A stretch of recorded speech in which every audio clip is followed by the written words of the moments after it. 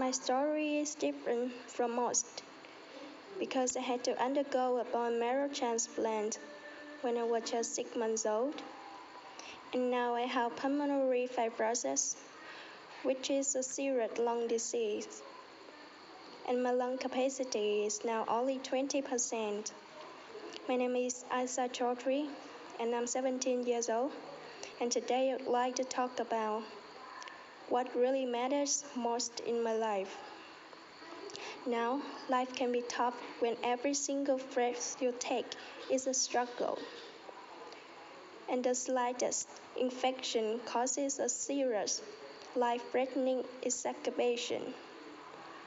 And the last one for me was in November last year, when I went from being able to work around freely and go to school to suddenly being bedridden, unable to turn over in bed without getting out of breath. And I must confess that I did wonder if I was going to die, and I would have sleepless nights just thinking, tossing, and turning with this idea that soon I may be gone. And if that is going to happen, then what's the point of anything? I think about for hours and get nowhere. But then it suddenly struck me that I'm not really alone in all of this. It's not true that not just me, but all of us are going to die one day.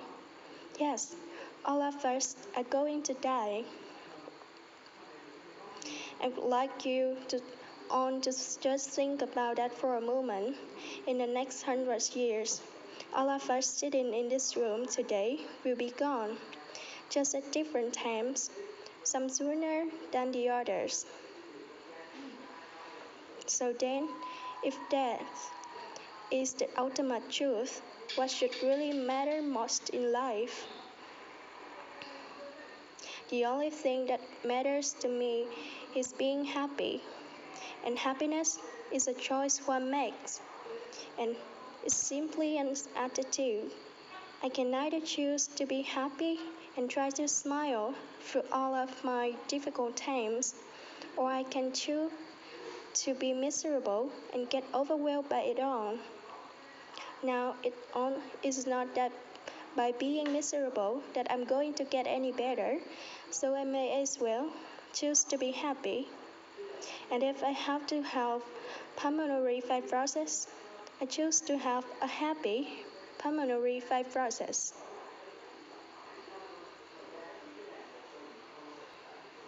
Now, I would like to share with you a few difficult moments in the recent past where I chosen to be happy.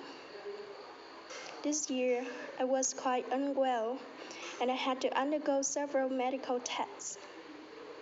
And one such test was a sleep study done to check if my oxygen levels were okay when I sleep. And this picture was taken right before the study. And you can see that I'm almost trapped in a bunch of wires, some stuck to my face and some to my body, to monitor my heart, my brain, and my breathing. Despite all of this, I'm still smiling because I refuse to let this illness get the better of me. I just won't let it. And I choose to find humor in observing the man who was doing my sleep study. I couldn't help but laugh at the way he would just put up his outfit on my bed and go off to sleep himself, snoring away. And this obviously made it difficult for me to sleep, and maybe that's why my results were so bad. How ridiculous, I thought to myself. Later that month, my family and I had to go to England for a full medical checkup. And the days were filled with long, boring medical appointments, talking about lung transplant and what seemed like endless amounts of tests. This is a picture of my brother and I just after I had spent one long day at the hospital. But guess where we were headed in this photo? To see a Broadway show in London. And these were fabulous. I was able to put the trauma of the day at the hospital behind me, and I still managed to find the will and the excitement in going out for a play and spending quality time with my brother. I believe that it's important to create many happy memories so that we can try to wipe out the sad ones. After having quite an unpleasant summer with all of the medical issues, my family and I decided to take a holiday to the Maldives. And there was so much to do in the Maldives.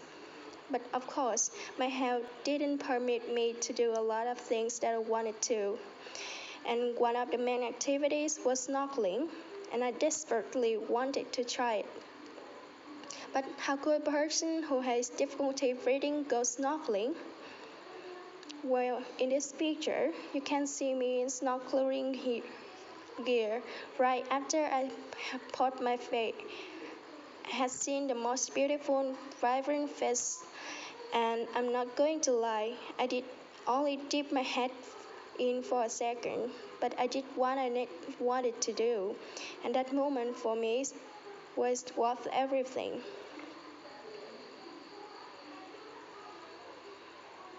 And I feel extreme happiness and was even surprised at myself for doing something that everyone wasn't sure was really possible.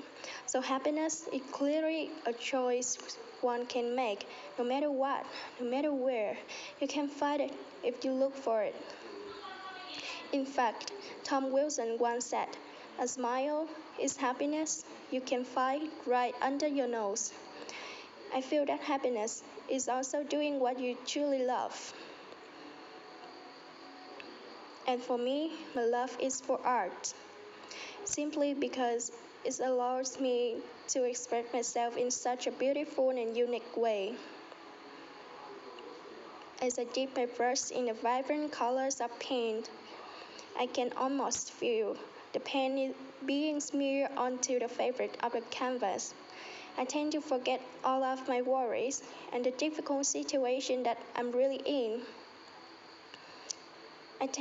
And art makes me happy because it almost becomes a whole another world where I can escape at least for a moment. And this day, my most favorite subject is to paint dogs.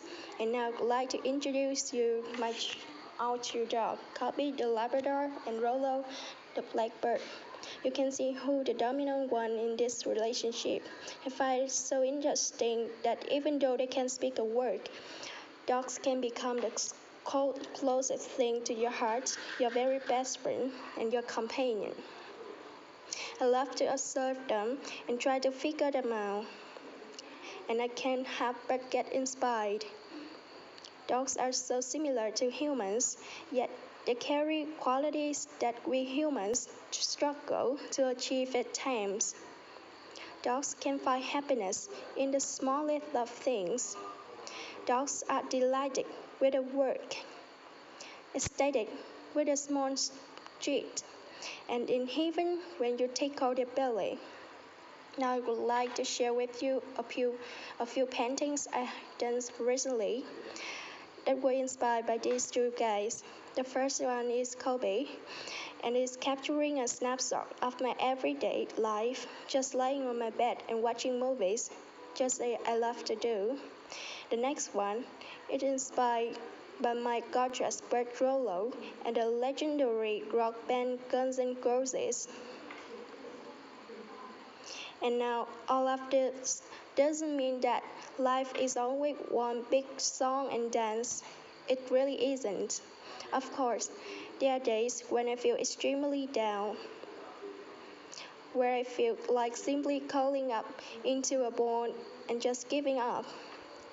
But then the realization that things could always be much, worse always pushes me to get back on my feet and put a smile on my face.